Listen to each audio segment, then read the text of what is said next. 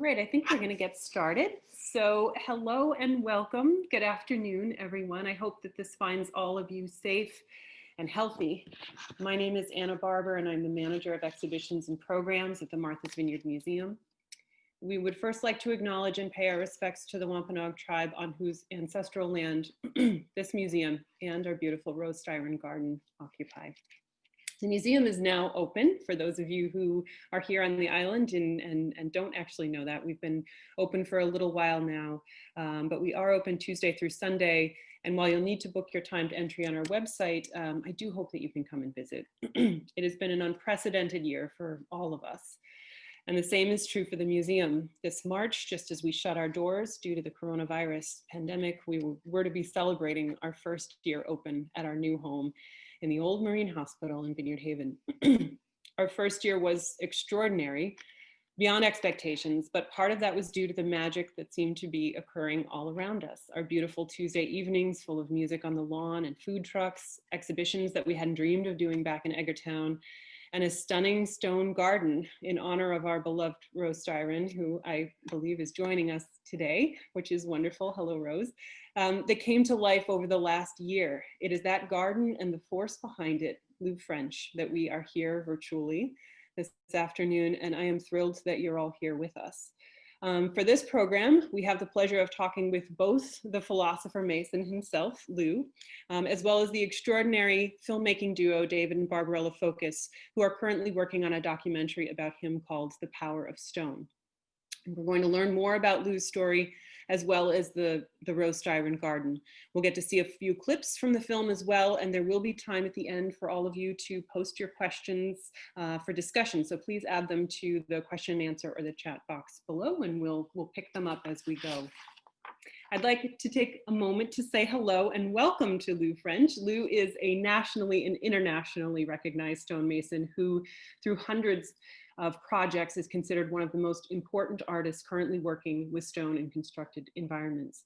2 books, Stone by Design and Sticks and Stones, have been published about his work, which spans more than 40 years, many of those here on the Vineyard.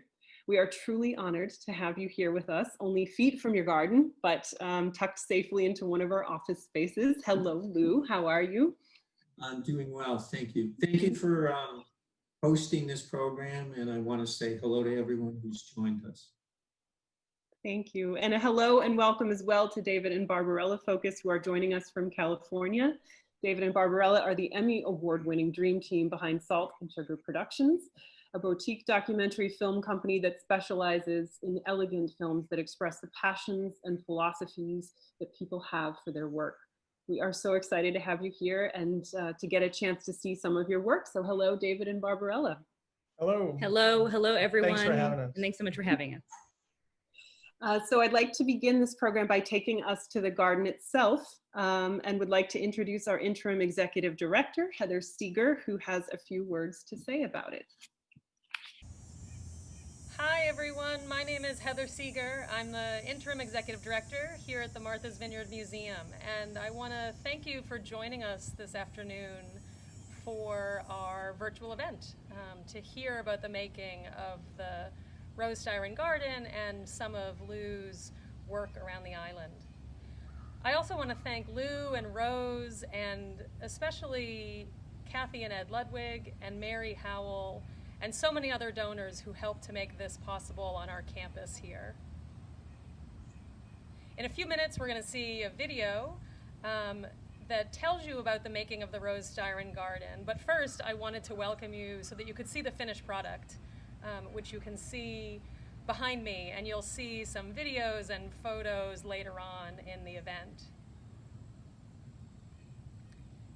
Seeing it on your screen is one thing, but sitting here in the garden and sitting under the pergola or listening to the fountain has really brought so much to our campus.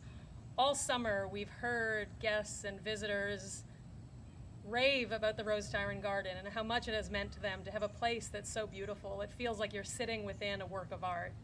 And in a year that has been so strange for all of us, it's so important to have a place where you can go and find peace and respite and find hope for the future. So I want to encourage you to come and visit for yourself. Visit the museum, visit the Rose Styron garden, and really sort of take in the beauty that's all around us.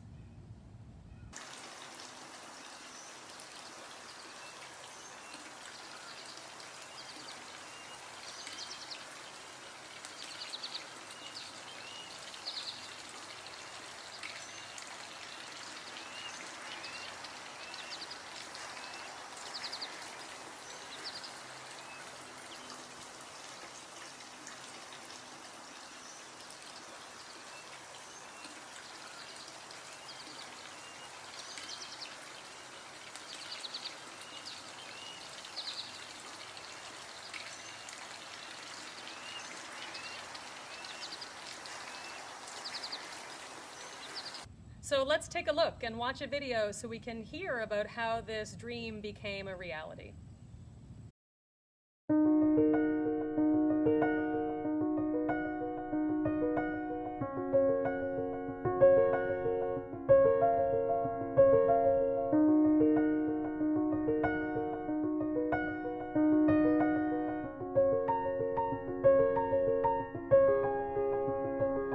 Well, this will be a stone terrace. This will be stone when it's done, instead of it just being Okay. gravel. And then when we walk into the pergola, there's going to be, I'm going to do like, ladders, right? There'll be locust ladders going up, and then so the vines will climb up the Oh, ladders. that's where they'll be.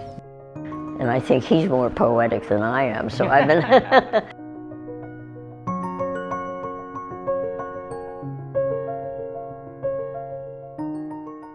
really been happy to go around the island and see what he's done and listen to how it is that he creates, because it's not unlike the process of writing poetry.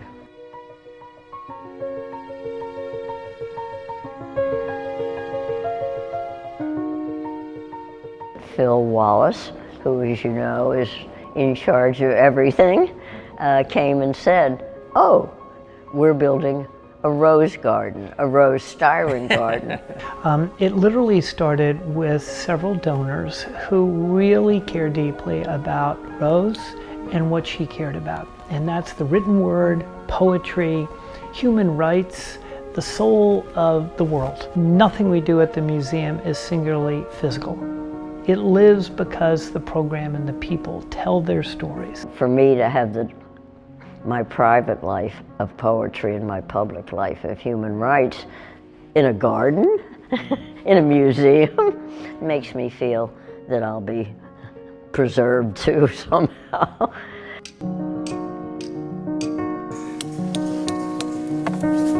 Lew French is all about nature, stone, wood, rock, water, fire, all the essential elements of the earth.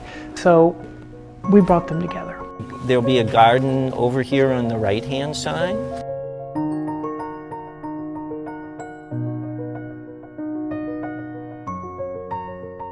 Right in this area. Starting in the... Right, this will be a planting bed right in here. We're on a stone sidewalk, basically, right here. This is amazing. I wouldn't have guessed that. Yeah, and then Lew needed to come to the space, feel that energy. This dream of different spaces and places started to take shape, and he outlined it. I'll never forget, he took a stick and he drew on the sand. I think this is the way it's going to look here and there.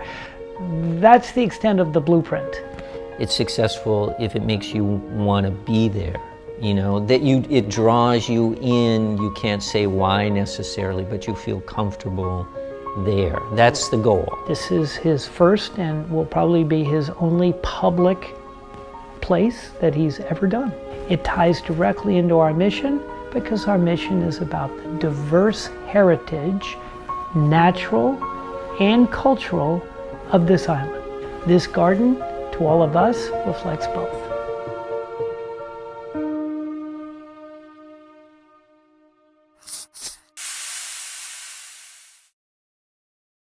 And it's a really beautiful piece in which she's sitting there and she's saying that the work you do is not unlike the process of writing poetry. And that was something that was really, really beautiful. And I'm wondering, Lew, if you can just sort of take us back to that moment of when you were asked to be a part of this project. And if you can just walk us through that experience of being with Rose and building the garden a little bit. Well, to begin with, I hadn't really met Rose, and I heard about Rose. Her and her family has a very, prominent, strong presence on the island. And the more, I was introduced to Rose, and the more we started to talk and hang out, I became, to see that really poetry, the written word, words are really important to me.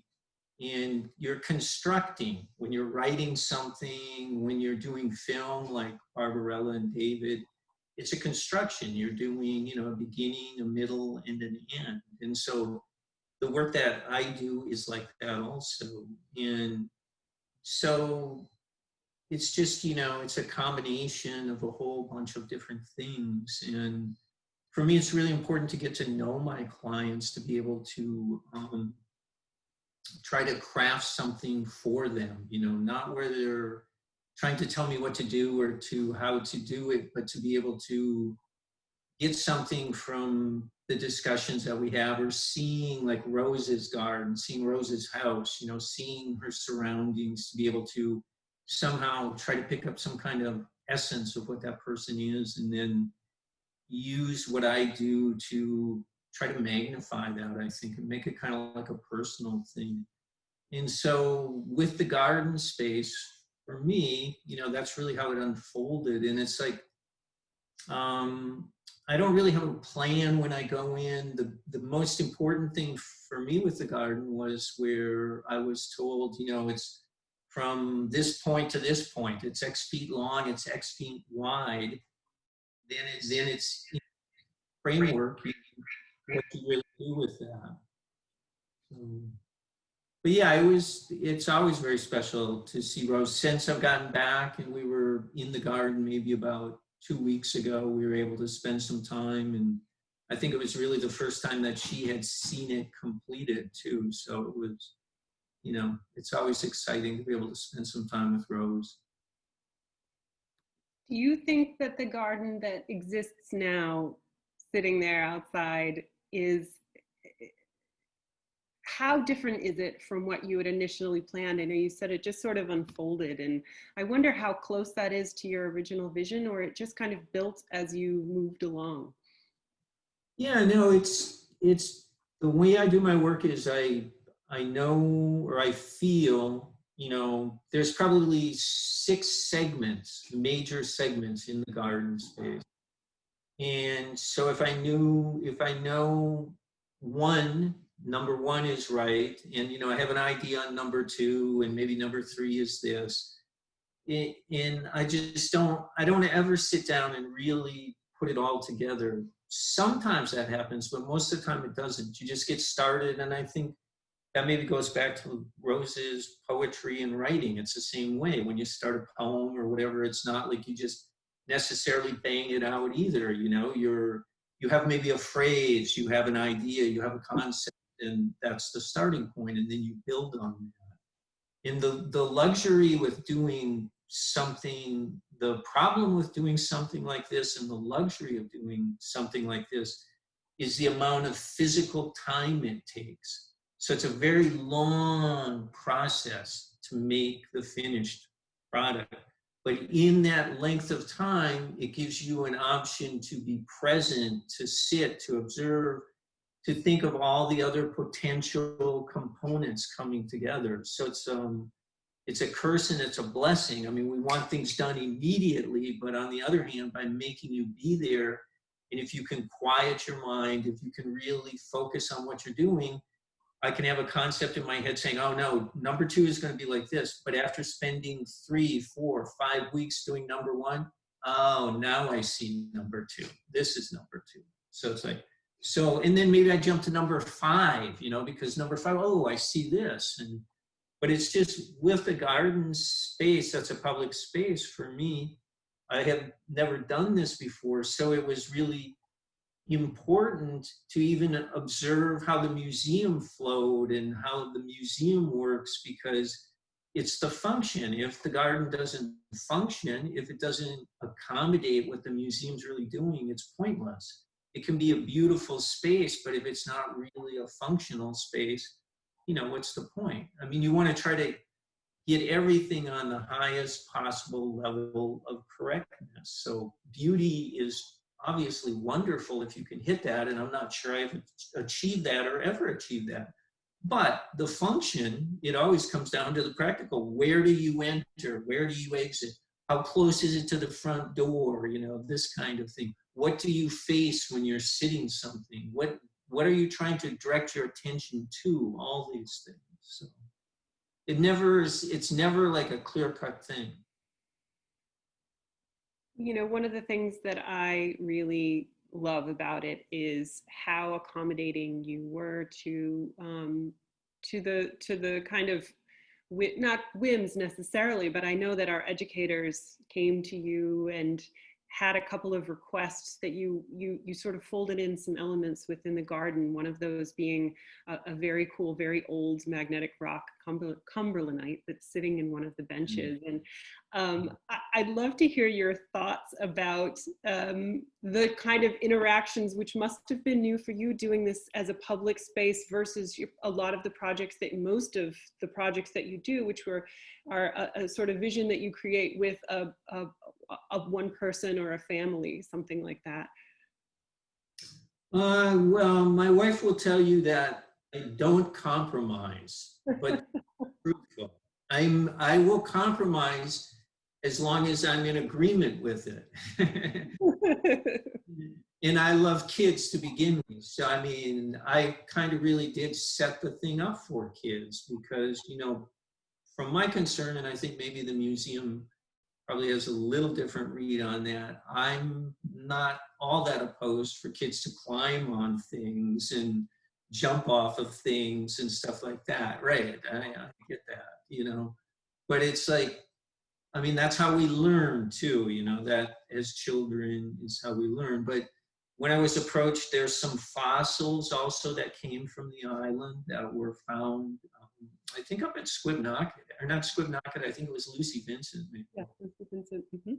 Yeah, and so I tuck those in. They're little, because with a lot of the stonework that's in around the bigger pieces, there's some very small stones. So they're actually taking the places of, you know, the smaller stones. So they're tucked in. So all of that fit in with, no, I'm okay with that. I'm okay. But if it would have been proposed something that would have gone very different to my mentality for what I was trying to do, then I will dig in my heels. But in this case, it wasn't like that. So Very thankful take for too much credit, I'm trying to say for that. So Lew, watching that again, it is just so remarkable for those of us lucky enough to, and David and Barbarella were as well, getting to witness this unfold and this grow all around us. It was nothing short of magical. And I think for all of us at the museum and the community that got to witness this, and I was talking on the phone to you the other day about this, one of the most wonderful things was that you were there in the middle of it, in the middle of your creation, willing always to take the time to talk to people about your work. And I wonder if you could share with us a little bit of just that experience. I mean, you were sort of essentially on display a little bit, but, you know, was there something about that experience of being sort of in a fishbowl that was different than your other projects, and also, you know, the responses that people had that you encountered along the way? Well, yeah, it was a very different project because with all my other projects, with the exception of one where it was like a semi-public thing that I did for a large corporation, all my stuff is, you know, for private clients tucked away into kind of hidden spots on the island and, you know, in the Adirondacks, in Maine, in different places where I can come in and, you know, I'll have 1 or 2 guys working with me, maybe 3 guys. And it's people I've trained and everything. And we'll live on site and we won't even necessarily see anyone. So, I mean, we're up there in Vermont doing a project and we don't even see other people. So, you know, and it's the same on the island. You see some construction workers, but lots of times on projects, I'm kind of the only person there. So, which is, you know, it's nice too, obviously. I'm a pretty introverted person. I'm not that social. So, but I took this on, and which I think I mentioned to you, that for me, it's important to be nice to people because I want people to be nice to me. So, I mean, if someone's really interested and wants to talk to you, what are you going to say? You're going to be nice to them. And who doesn't really like to talk about their work if you like your work and if the other person's interested? And I mean, that's like with this, people should actually drop off if they're not enjoying this, because what's the point? Go do something. And it's like, but if they want to watch, you know, hopefully we can talk about some interesting things and something about the process. I don't know. But so it was, and my wife always accused me of just not even working, just talking and being like a guide, hosting people, just walking around. So, but no, I actually enjoyed that. I mean, it was the whole atmosphere of the museum was just wonderful. It was a wonderful place to work, and everything about the museum is really wonderful. So. Well, we miss having you around, although you were just here earlier out gardening, so your work never ends. One of the questions that you must have gotten, and in fact we just got just now, is wondering about the stones that you used in the garden, if they're from the vineyard, and if you could talk about their history and why you chose those particular stones. Well, yeah, I mean, the whole thing, and I love history and I love the island, and it's been an incredible blessing for me to be able to live here for the last 35 years. It's such a special place. It's really hard to put into words what this island really is. And so with what I tried to do with the museum, every stone, I'm looking at the screen right now, and every stone has to be just right for the place it is, the shape, the scale, the size, the design that each component is trying to, you know, bring forward. And so it's a mix of some granites that all the stone are stone that I've handpicked. So whether it's up in Maine or New Hampshire, where I'm getting old weathered granites, or there is the boulder pieces that are incorporated in the work too, and those are island stones. And I have a source from a close friend up in Chilmark where I'm able to take some stones out of the fields to, you know, where they're cleaning up hay fields, doing things for cows and stuff. And so to be able to get old, weathered, lichened, mossed pieces, and then being able to organize them into some kind of pattern and design is, you know, really the dream for me. And especially in the makeup of the garden space, I think it's 6 different groupings, and each grouping is kind of telling a different story. And it's like this piece right here where you see there's the blue level on the one boulder piece, that's a Chilmark piece. And then the piece that the level on is this beautiful sculptural piece of granite that I brought from Maine, where I got it from a granite person that sources granite for me in Maine. And then trying to combine them into some kind of cohesive visual element that's, you know, always the goal. You know, what's their relationship? What's the spacing? What's the scale? What's the energy created by the positioning of the stones? So, and I really try to leave the stones as natural as possible. Even the granite pieces, the 2 tall vertical pieces are granite pieces from an abandoned quarry in Maine. I try not to shape them. They're shaped by other people. You know, maybe you can barely see the drill marks on these pieces. in formation stone, they're drilling holes and then they're splitting them out of the formations. And I love that historical content because some human being did that, whether it was an Italian or there were a lot of Swedish people up there that worked in the quarries. In the early 1800s, in the mid 1800s, some individual did that work. And it's just a continuation of, I'm the continuation of that work, I guess, you know, is I'm doing this now. It's the year 2019, and this gentleman did his work in 1851, you know. So, I mean, I love that sense of there's a plan, there's not a random thing going on. It's happening with a design behind it. That's my son Truman pushing the wheelbarrow. That's Chicago, my good, you know, good secondhand man there. He's in charge, really. And then Darren Stobie's in there somewhere too. So those are my three guys that helped me on this project. And then Truman actually has the MVM mushroom thing on the island, so he could only work in, he worked for me for about 2 months before he had to get going on the mushroom. So, but then Thiago and Darren worked the rest of the project. So, and this is actually the stage. This is one of the other components. And when I did it, I felt it was really important to actually make a small stage so poetry reading could happen. So, you know, other hosting events could happen on that stage. And I think that it's really big enough to be able to have 4 musicians up there also. But this is one of the things that was an evolving thing also, because in front of the stage where it's all dirt right now, that's all grass, that's all sod. So you can set up chairs so it has that thing that I mentioned earlier. We need to have the thing function. It just can't be a sculptural garden. It's got to function. It's got to be able to host events. And one of the very special things that happened last year is I got this far enough along in the fall where Rose actually did have a party. There was a party for Rose, and poetry was read up on that stage. And Rose, actually, there's Rose.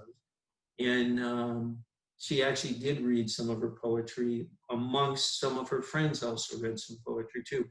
And that was such a wonderful event for me to be able to see the beginning of how this space was really going to be used. And then, unfortunately, the pandemic has taken hold and we haven't been able to build on that. But, it's true, you know, the pandemic has affected things in so many ways. And the one thing that I found really heartening is that even though the museum was closed, there were people still sitting and finding what I imagine is some sort of peace and solace in the garden itself throughout this entire time. And for us, I think it was it was really a buoy for us as we were trying to figure out what our next steps were, to see that people were still utilizing this. And I was really struck by how you talk frequently about the fact that these stones do have, like living things, they have an energy. And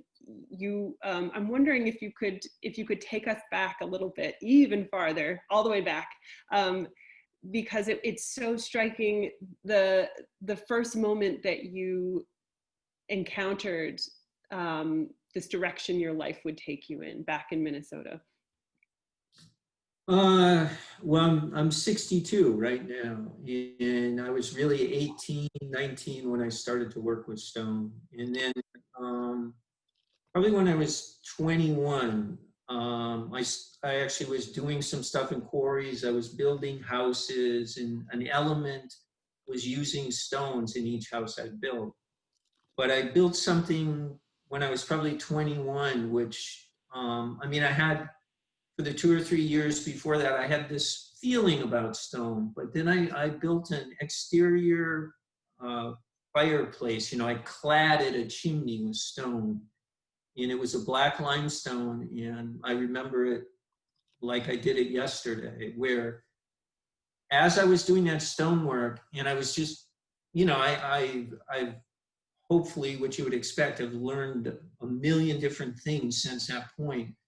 But at that point, when I was putting these pieces of limestone together, it was such a powerful feeling that I was getting at from doing this work. It was like the energy was emanating off of what I was doing, where, you know, people kind of think it's crazy, but I would like work 12-hour days, just myself, doing this, feeling this.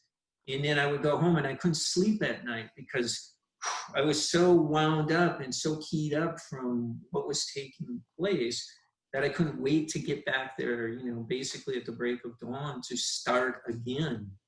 And it's, you know, it's like I've mentioned, it's not healthy. It wasn't healthy, you know, it was this thing, and over the years, I still have the intensity for what I do, and I hopefully have learned so much more, and, you know, as you would expect, I'm old, you know, and it's like, but I still, that, thank goodness, has toned itself down, or I'd be in an insane asylum by now, because you can't deal with that kind of energy. But it was like this epiphany of, this is what I want my life to be. I want to work with stone. I want to work with nature, because stone is just, and it's this incredible, huge segment of what nature is, but, you know, they're one and the same. It's nature. We're talking about nature. We're talking, like when you just mentioned, you know, people are maybe using it at this point. Nature is what needs to heal us. Nature is what, you know, is going to make our lives okay again. We need to get into nature. We need to use it as a healing thing, which is the power of nature. Whether we realize it or not, you know, that's why we like to go to the park. That's why we like to sit on the grass, you know, because we're getting something from it. We're, you know, we might not recognize it, but we're getting something from it. Yeah, and the unintended, but also intended, you know, purposes of this space. It's just, I am excited to see where in the future this garden will go and how it will be used, and how many people will come and gather there together or alone or getting to talk to you again. I want to take a minute and bring Barbarella and David into the conversation here. I think that the fact that you two have, like Lew, you've taken us on journeys with other artists and musicians, and you take a very deep and personal dive into their lives, into their homes, into their studios. And you focused on some Vineyard individuals besides Lew, Alan Whiting and Heather Neal. And I just want to bring you in and talk a little bit about this place, this island, and the people here like Lew, and what draws you to them? Well, I've been going to the island for 43 years. My parents live there in Chilmark on Middle Road year round.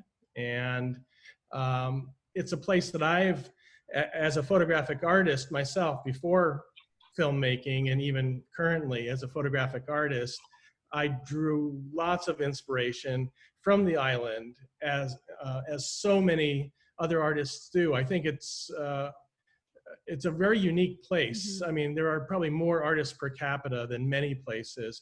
And I think a large part of that is probably also because of the encouragement and support that artists get on the island from the community. And, aside from it, just the locale itself, we liken it to like Provence. There are some places in the world that, from whatever unique quality or combination of light and energy or whatever it is, draws artists and inspires. And the common thread of all of this is these are people that we feature inspired in some way by those qualities that are unique to the island, that we're still trying to get our hand around it with notifications. Like, what is that? Does that answer your question? Yeah, absolutely. Can you tell me about how you and Lew met? Did you guys know each other before this film, or how did you first encounter him? Well, Lew and I are both represented by the Granary Gallery, and we sought him out. We didn't. We stalked him a little. We knew about his work. But we're still stalking him Yeah. a little. I know where you are right now, Lew. I've got eyes on you. So, so we knew about his work first, and there was just really something about it. There's a real unique aspect of it, you know, and a sensitivity and aesthetics that spoke to me also, especially as I'm drawn to, like, so many of my photographs were at the ocean there, and I spent so much time on the beaches. And you know, Lew works with these elements, with the beach stones, with the driftwood and so forth, and the way his sensitivity just really spoke to me in a way that told me that there was really a story behind. These weren't just, you know, these weren't just walls that, you know, that were commissioned for people, you know, that they just put up. You said you there know, had to be a complex and interesting person behind this, the person doing this very unique work that we hadn't seen these materials ever put together in this way, and we're drawn to that. So we used the connection to find out more. Chris Morse, who's great, and our partner in this, so we had never even met him before, you know, besides maybe a passing at the gallery. It was like, we want to do a film about this. We want to know more. We want to know what drives this person to work with these materials and put them together in the way that he does. So you spent a lot of time together, and you tracked him, followed him down to Brazil.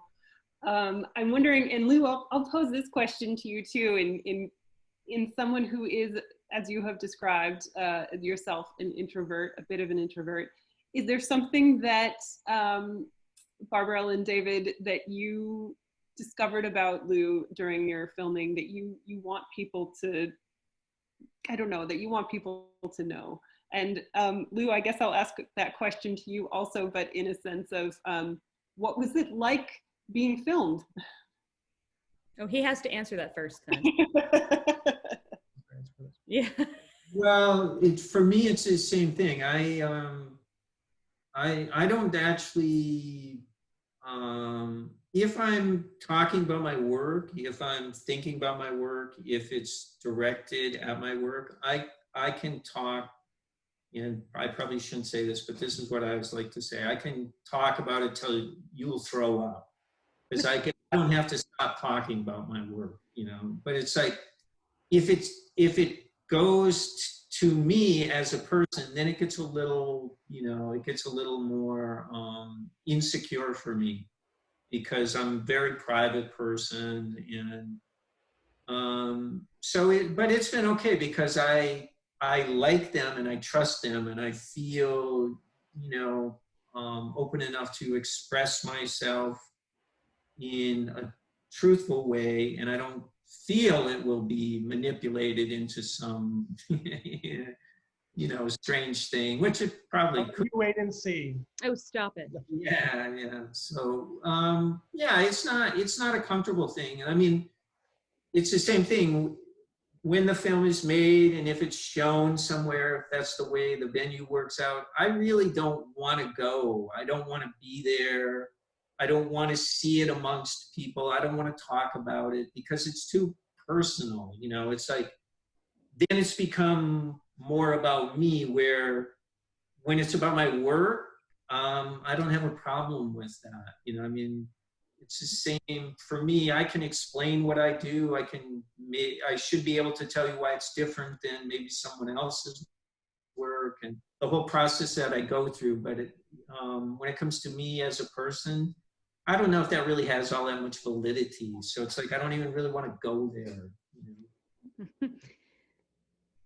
Okay, so there you have people asking questions as we go, because you mentioned Brazil, Lew, and what's the connection with Lew, with that, and you're kind of getting a sense of the teeth we had to pull to get Lew to talk about himself a little bit. But no, he really is a fascinating person, and that you were able to, and we appreciate the fact that you trusted us to be able to talk about some of the personal, relatable aspects that do connect us all as humans in this crazy world. But yeah, we did go down to Brazil, which I think in a way is like seeing a whole different wonderful, beautiful side of Lew. And can you, like, the connection, do you want to answer that question, Lew? What is the connection? Why Brazil? Well, it's like so many things in my life. They're, I guess, my fate, and have been extremely lucky. I've had problems like everyone has in their lives, but have been blessed with some really wonderful, positive things. Moving to Martha's Vineyard was one of them for me, and I didn't even think that much about Martha's Vineyard. I didn't know that much about Martha's Vineyard. I just moved, and it was meant to be. And the Brazil thing kind of happened in the same way, where I think it's 22 years. It's over 20 years since I bought a piece of land down there in the rainforest, and slowly but surely we've been building a house down there, my wife and I, and it's this total escape for me and us because we're in this really pretty pristine rainforest up in the mountains, and it's very much my personality. We're isolated. I don't have to see anyone. It's just nature and being present in nature, and it's a very powerful, powerful place. And what David was saying about Martha's Vineyard, I agree totally. Martha's Vineyard, I've always had that sense ever since I came here without ever being here. I loaded up, my dad gave me his truck in Minnesota, my wife at the time.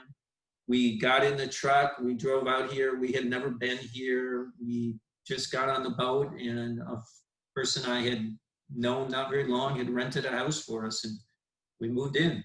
And it's like Brazil was kind of the same way, where I have a connection with a very close friend who got me to go down, and I ended up purchasing a piece of land down there, and I've just fallen in love with that. And the energy in both places, it's very different, but it's very much the same. The power of the ocean, the power of the beach, the history of this place, Martha's Vineyard, is just amazing. And that's why the museum is such an important, aspect to this island. Is in Minnesota, the European history probably starts in 1850. The European history on Martha's Vineyard starts, when? The 1600s, so it's like, and if you like history, this is the place to be. And so that's another reason why the museum is such an important place. And I mean, one of the key things for me being on the island, you start to gain some acceptance with the islanders, where they're the first ones off the boat in 1670, and it's one generation. And David and Barbarella did a film on Alan Whiting, the Whiting family, how many years have they been here?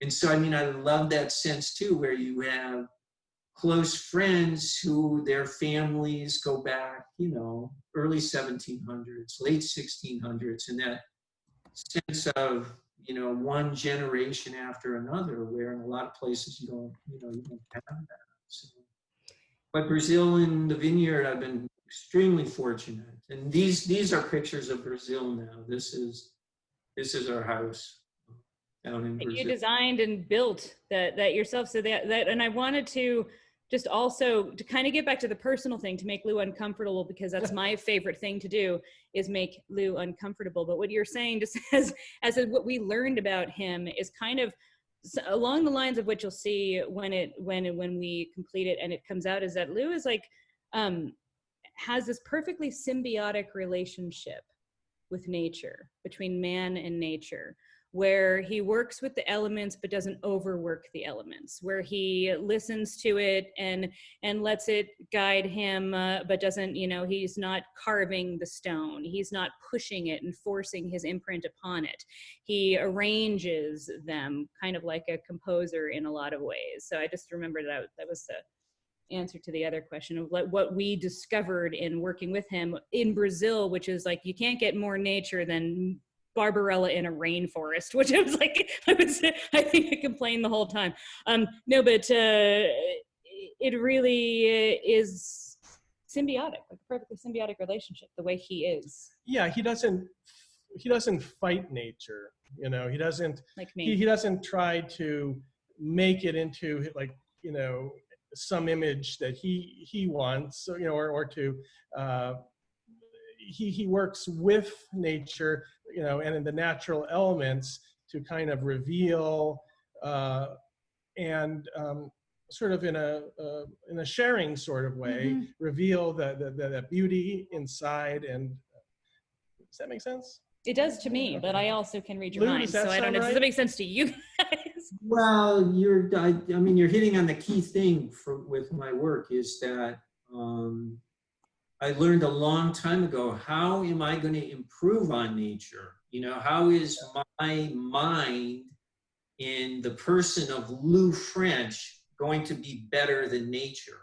I'm actually taking nature, which is perfection in so many ways, and I'm just using it to make compositions, and I'm using it to alter space and to create feelings inside of spaces. And that goes to, you know, like myself, in the sense that if I feel comfortable, space is really important to me, because I feel uncomfortable if I don't feel like I'm in the right space.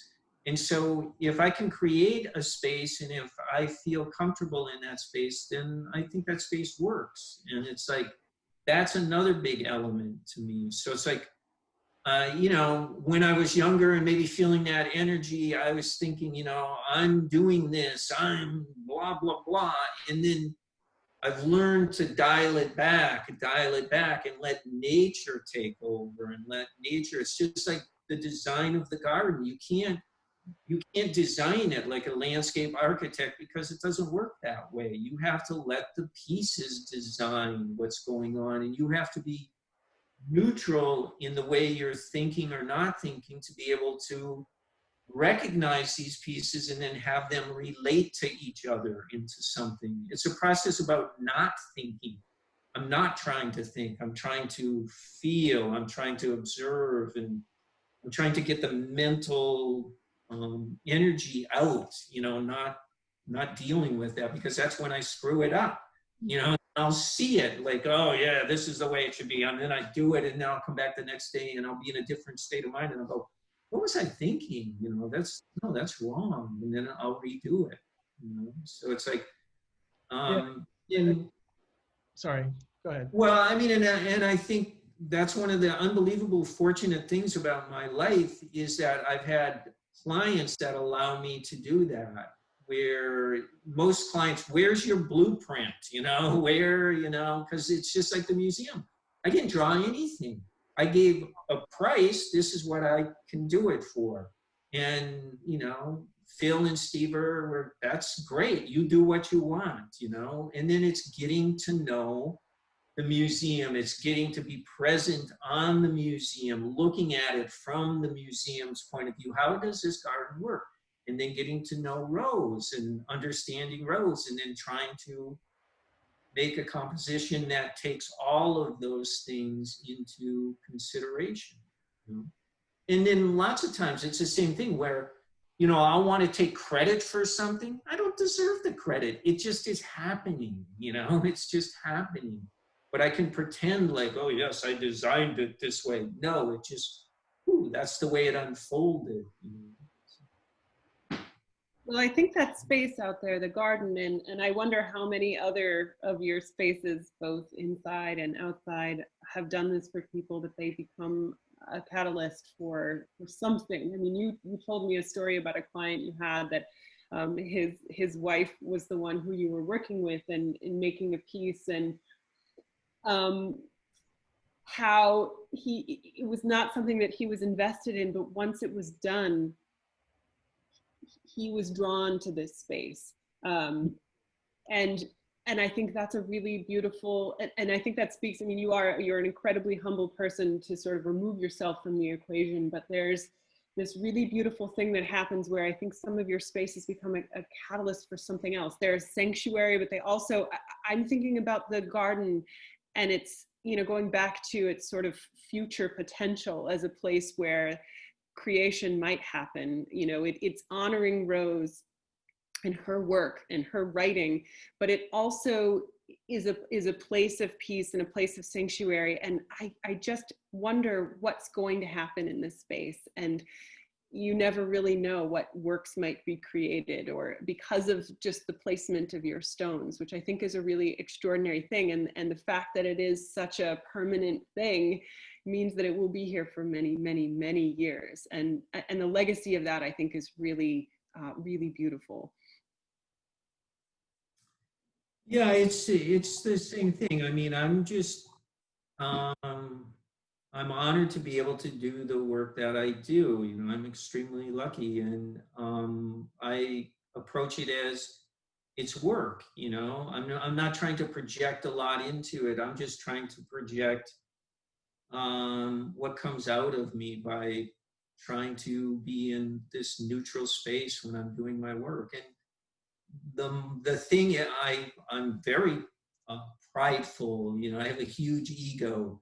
Is that I'm a hard worker. I go to work. I physically work, you know, and that is something my family taught me. And my father was, you know, my role model that way. And it's like, I enjoy working hard, and I enjoy, you know, the process, but I love it when I get done. You know, sometimes I would just love to wave that magic wand and be done, because I'm still excited about seeing the work, you know, from the very first experience where I was saying, where, you know, I had the madness there of the stone driving me with the energy. I still feel that. So I still like to see the work done. And I mean, I like to come to the garden. My wife and I come. We're kidding because of the pandemic. We're kidding that we built a garden for ourselves, you know, because we'll get a pizza and then we'll sit in the garden and eat it. Then we live in Edgartown, so then we'll go back home to Edgartown. So we're nearing 5 o'clock, and we had intended to show a longer clip of the documentary that David and Barbarella are working on that is so beautiful. But I think given the connection issues that we're having, I think we're going to go ahead and maybe post the Vimeo link, perhaps, so that people can watch it on their own, because it is extraordinary and worth being able to see it at full speed and not a little laggy, which the clip we showed earlier was. So in the last couple of minutes, I think maybe I'd love to just open it up to those participants. There's 76 of us here right now. So I'd love to see if there are any questions that you all have out there for Lew or for David and Barbarella.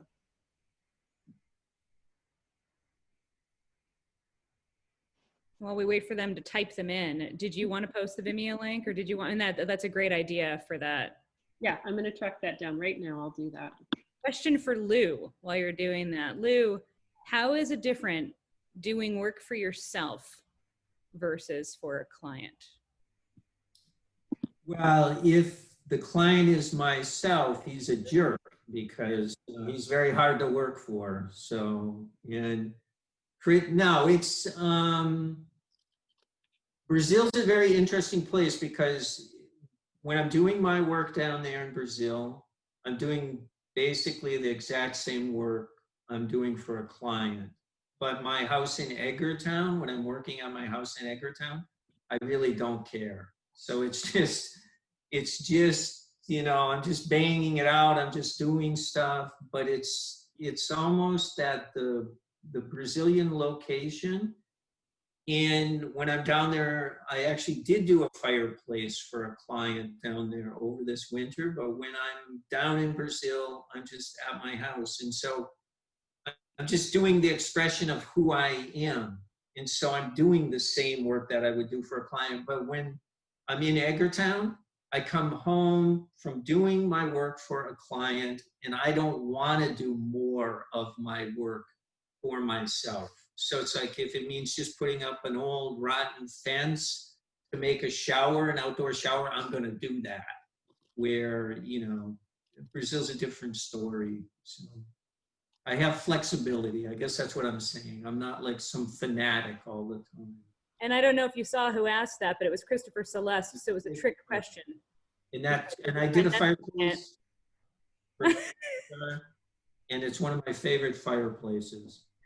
That's a beautiful fireplace. It's one of our favorite interviews. Christopher Celeste is going to be in the film. So Yeah. we have a couple more questions, and I'll pass it back to you. Well, the only one thing I would like to say is the pictures that we're seeing right now are the finished garden, because we really haven't seen those pictures. So, I mean, it's important, I think, to acknowledge that these pictures are the finished garden. So, you know, when the majority of what we've been talking about and looking at has been an unfinished garden. This is the finished garden. And also, a lot of people don't realize, Lew, that you do the plantings also. But not for the MB Garden Club there. Yeah, right? Not just the stone, you do a lot of the plantings. Yeah, we did not know how into plant life Lew was when we came into this, but just flowers and planting, and just he has a sense of what it will look like, which is part of his vision. Well, it's all part of the same overall, you know, process. The plants have to go with the material too. And not that there can't be options, not that you can't do different mixtures, but in my mind, I have certain plants that, you know, are doing certain things around the sculpture. So, but in this case, because we, in the pandemic where we were down in Brazil and we didn't get back in time, the NV Garden Club, you know, graciously came and did some of the plantings to move the project along because we were delayed when we get back. So. And some of those little clips that you're seeing, we were actually there to get it, which was the upside, the silver lining of the pandemic, setting everything back, is we were able to film the finished garden with plant life so that we can include that in the documentary so you can see it all come together. So some of those little moving clips you see we grabbed while we were there. There's some official Q&A questions. Yeah, we're just going to get to, I'm not sure, as we're nearing 5 o'clock, we can do a couple of these questions, but Joanne Venable had a question. Hi Lew, this is Joanne. How long did it take you to create pieces that you stepped away from with pride? 5 years, 10 years? It is difficult to find two rocks that match together. I can't imagine finding a garden of perfectly matched stones. Wow, that's a very good point, because that gets back to the question about the stones, where I didn't source really any of these stones for this project. These were stones that I had sourced throughout the 35 years that I have been here. So every one of these stones is a very unique, special stone. And so that's one of the reasons also why I think the garden came together hopefully in a successful way, is because when I do my work, I try to do that anyway, is make it as, you know, positive from 360, any way you look at it, any vista, any view.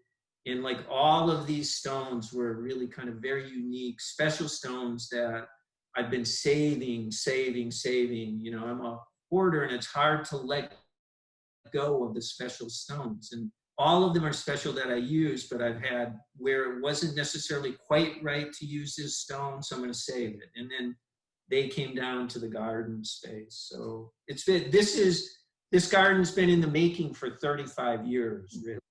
So, yeah. So there was a question up, but I did want to touch on it, and that is the documentary itself. Can you let us know, Barbarella and David, it is in the works, but is there a timetable for the finished documentary for people to be able to see? We are, so in terms of where it will show, we don't have that yet because we're going to put it in festivals and work with our partner for how to release it. But we are in editing now.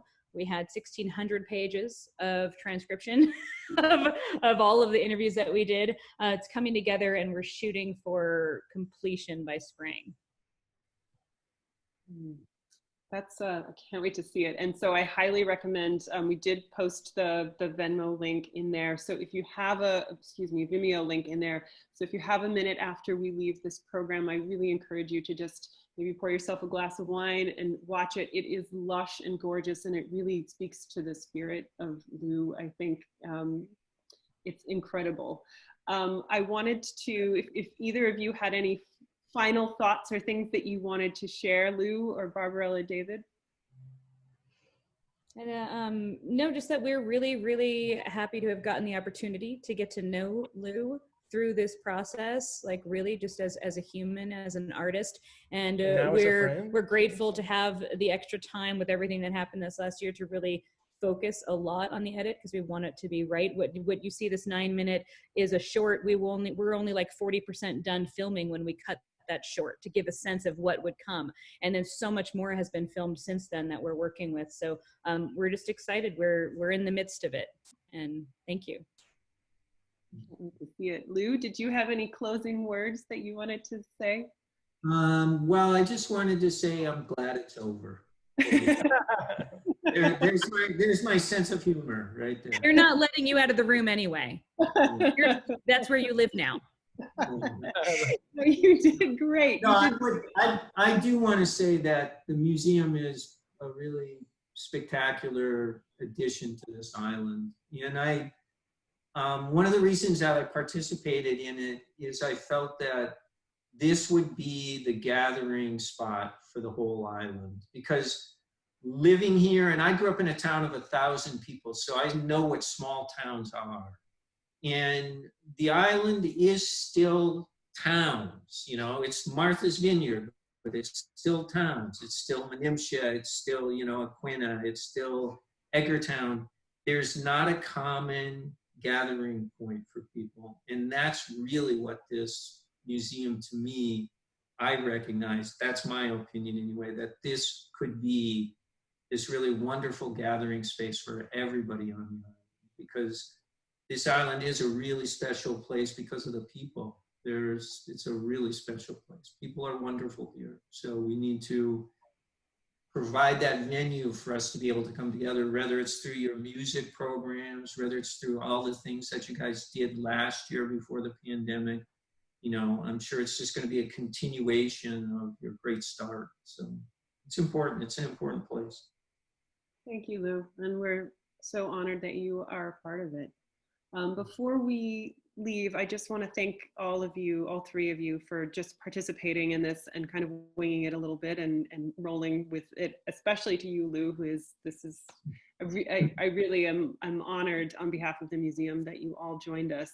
As we close, we're going to go back out to the garden where we have Heather, our interim executive director, live, not pre-recorded. So hopefully it will run a little easier than it did the last time, to just to share some closing remarks. Thanks, Anna. And of course, there's a jet plane going over the museum right now. So I apologize if there's any extra sound. But I too wanted to thank Lew and David and Barbarella for participating in this.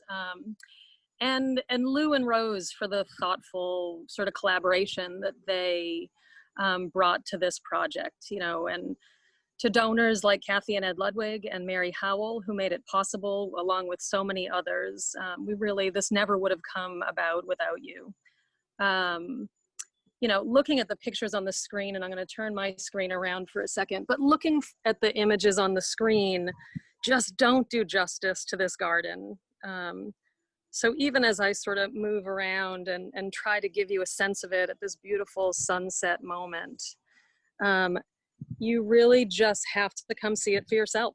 So, you know, especially in a year like this one, where we all need sort of positive energy and a space to sort of find peace and healing and comfort. The Rose Styron Garden represents so much of that to so many of us here at the museum and to so many people around the island. So thank you for joining us tonight. Thank you to our participants, and we hope to see you at another event soon, or at the museum soon. So take care, everyone. Bye-bye.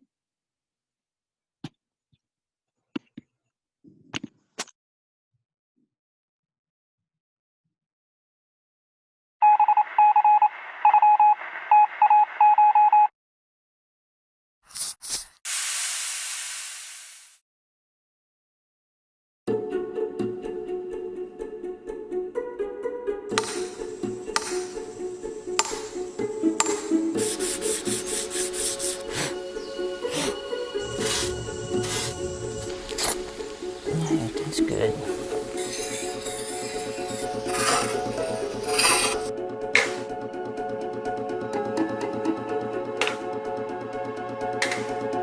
Don't be tricked by the idea that he's a stonemason. he's sort of a philosopher, artist, spiritual guide who's working with stone.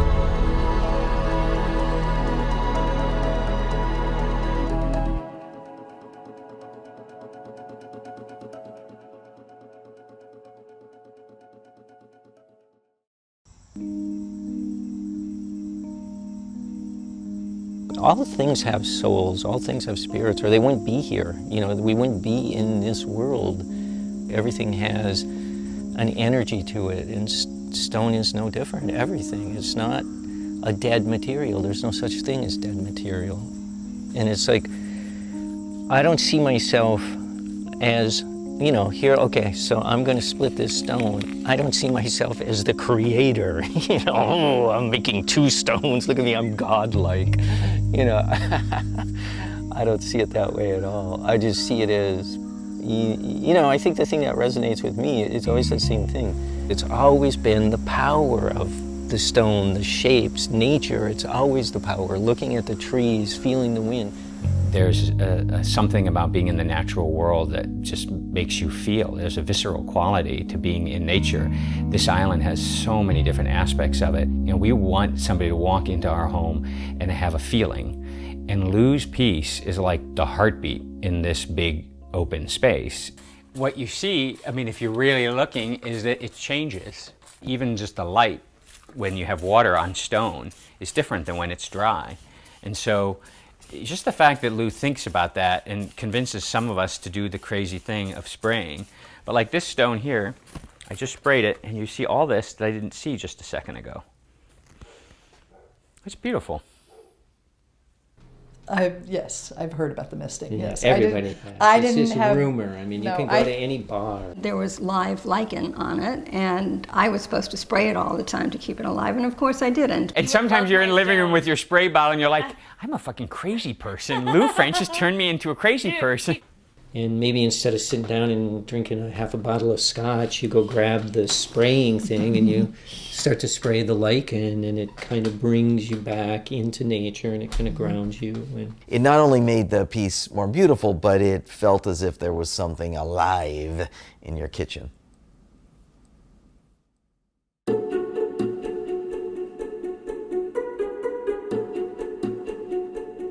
I came to Brazil kind of almost like moving to Martha's Vineyard, not with a lot of thought or planning.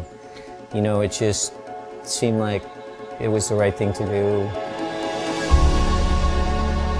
An American's coming here? Why in the hell is he going to buy a piece of land? It's crazy, this guy. There's only stones there, rocks. What is he going to do with rocks? When we met, Lew, we understand. The vineyard has the same power as Brazil, as this mountain does, except it's the ocean. Don't get near the doors or windows.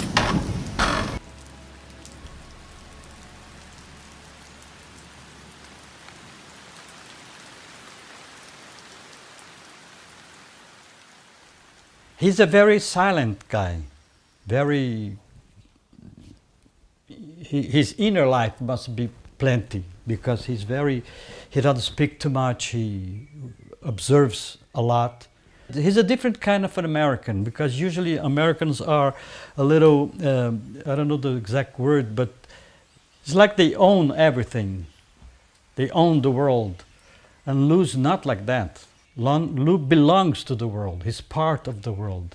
He knows that everything is part of the world, even nature. So when we get down there, things change. It's still observing nature, being quiet most of the time, and he's working constantly. Lew works and works and works. He wakes up at, 4 in the morning, 3 in the morning, and he starts working. And he doesn't stop working. That's what Lew does. He works all the time. Like when people say, oh, he works all the time, it's almost like, it's a dirty word or something, like it's, you're obsessed or it's compulsive or something, and it's not. That's the way my energy goes. I feel drawn to do these things, and I feel drawn to the stone, and the stone has some kind of power over me.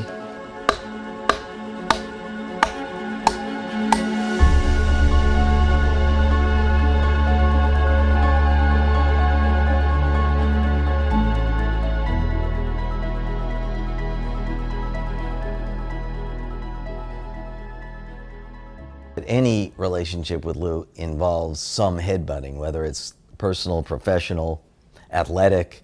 It doesn't matter. There's always some headbutting because he's one of the most stubborn and obstinate person that I know, in part because he's so certain of his vision. It's not me creating the pieces. The piece, I'm giving room to the pieces to express themselves. It's that same thing about trying to take myself out of it. You know, I'm only screwing it up. My phobias, my this, my that is screwing it up. So the more I can dial that back, there's a rightness to the work, because the work is its own unique thing. The material is its own unique thing.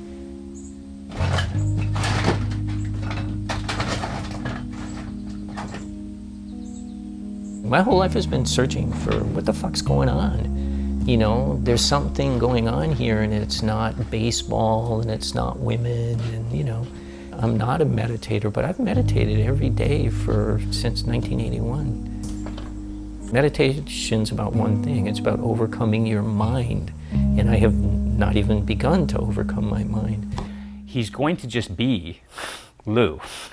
He's not going to put on airs. He's not going to posture or pretend. You know, we invite him to some things, and he kind of lingers in the corner. I mean, but I love that Lew is Lew 100% of the time. And it's a gift if you get to spend time with him, and you can sort of see the world through his eyes and through his work.